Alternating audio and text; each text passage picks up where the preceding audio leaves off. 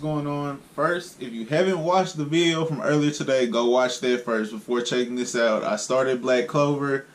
I'm still slightly overwhelmed from that chapter, but it's definitely going to be something I keep reading going forward. And I've heard that it might be the manga of the year, so, or at least the series of up until this part of the year. It's the manga of the year from what I've heard. Now, getting into this chapter, Horikoshi, this is 4 fire emojis for me, because this chapter, while we got the finale to the fight, it was Deku's words healing up from speaking with Recovery Girl that really goes a long way for me, for me in this chapter, because he has the beginnings to being a real hero, and that his ability to just his desire, not even ability, his desire to go save anyone from any situation that he can help them with is going to take him so far, because he realizes that eventually Todoroki was going to run out of being able to use ice, or at least have suffered the frostbite, or he was going to suffer negative effects from going all ice, and his resentment from his dad was going to keep. That's very strong in him. It's still strong in him, but his resentment was strong enough to keep him from using his fire. But his resentment was also holding him back, and it was also hurting him. And as his classmate, maybe even his friend, I mean, Todoroki's been pretty reserved so far, but still someone close enough to Midoriya that colleague, friend, associate, they're all, as someone that he knows and is developing a trust for, he couldn't stand by and feel like he could help him and still not go help him. And it makes you really pull for Midoriya. Even Recovery Girl telling All Might, like, you've pushed him too far. You really pushed him too far, and you can't praise him for this. Like, I don't like what you're doing with him. I don't like how it's affecting you. Like, I don't like the entire situation where you're proud of him being willing to lay his life on the line for a sports festival.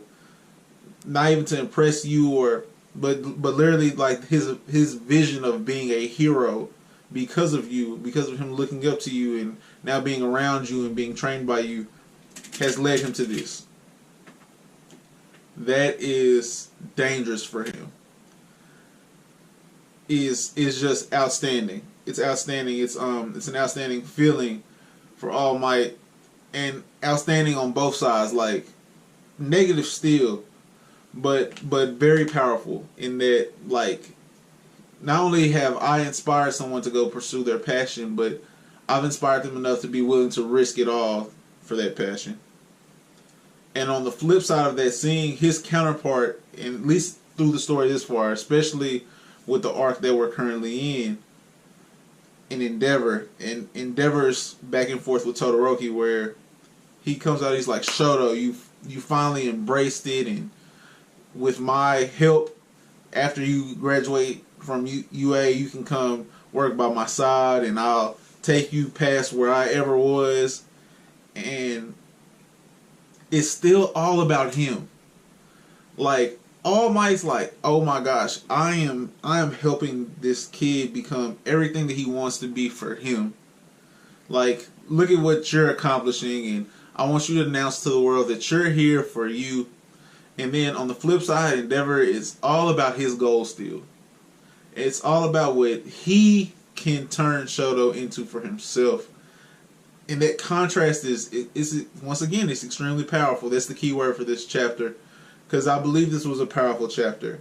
I believe that Shoto having the moment of clarity where he says, my fire ability came out as strong as it did, and I felt okay using it because I forgot about you. I forgot you were even there, and I was in the moment, and because of that I was able to do what I did.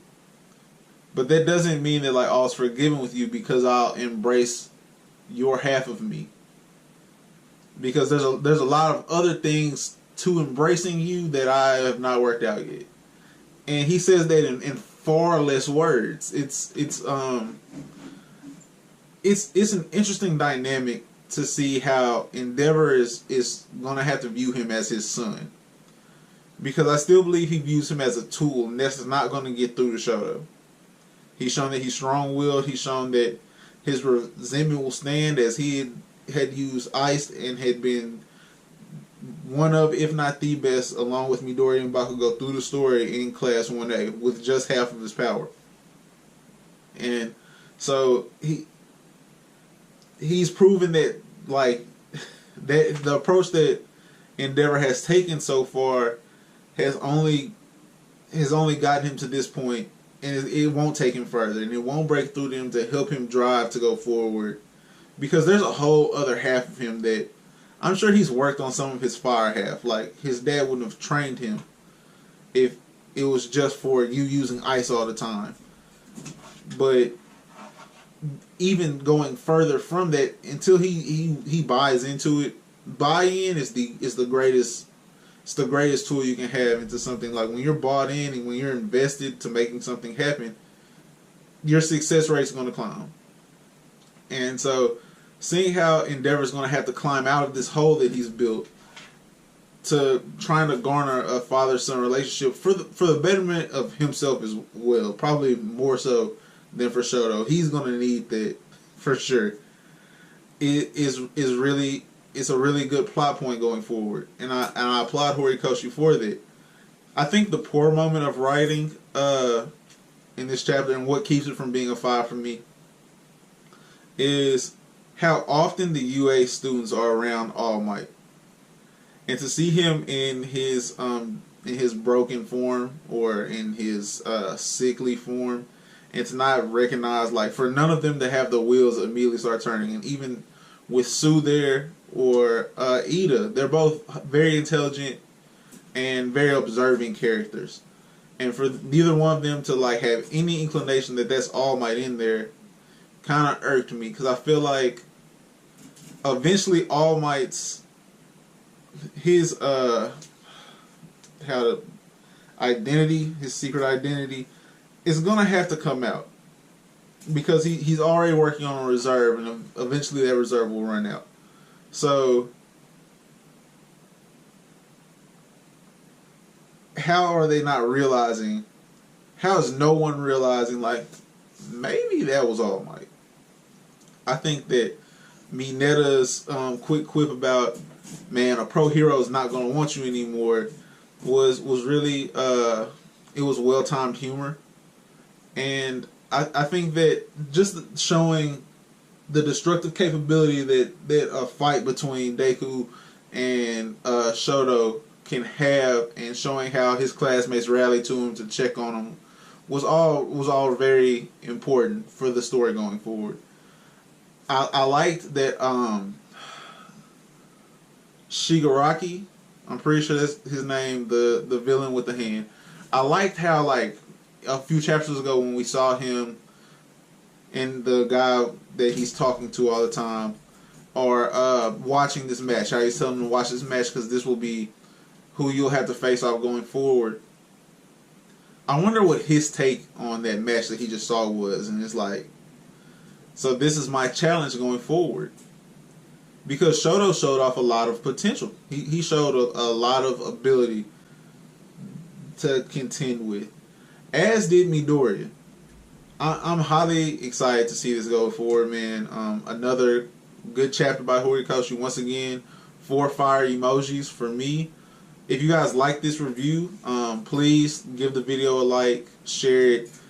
Tell me what your favorite part of this chapter was, because there was a lot to like. It could have been the artwork by Horikoshi in their final moments fighting, or it could have been how Midoriya and All Might's back and forth was at the end of the chapter. Both of those were key moments.